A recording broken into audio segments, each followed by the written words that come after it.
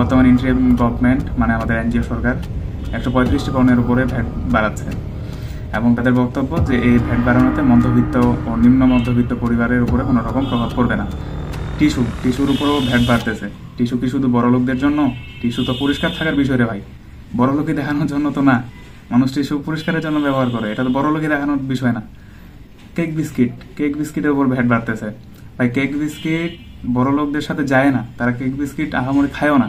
Cake biscuit হচ্ছে আমাদের নিম্নবিত্ত মধ্যবিত্ত মানুষদের জন্য, রিক্সাওয়ালা, দিনমজুর, খেটে খাওয়া মুসলিম যারা, তাদের এটা প্রতিদিনের নাস্তা।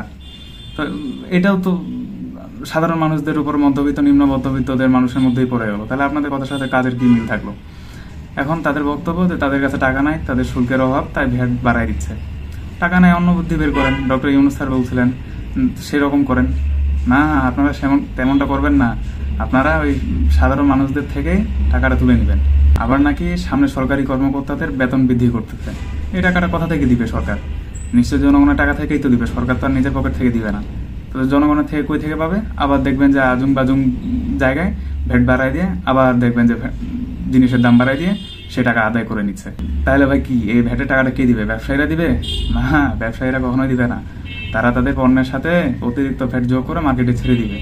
ওই যে এলাও সেই কত নিম্ন মধ্যবিত্ত আমাদের মতো মানুষদের থেকে ভ্যাটটা আদায় করে নেবে। ব্যবসায়ীরা দিবে না, ব্যবসায়ীদের এখানে কোনো যায় আসে না। আর মুদ্রার কথা, 6,000 কোটি টাকা মওকুফ করে 12,000 কোটি টাকা আদায়ের যে বিষয়টা। ভালো থাকবেন, সুস্থ থাকবেন। আল্লাহ হাফেজ, আসসালামু আলাইকুম।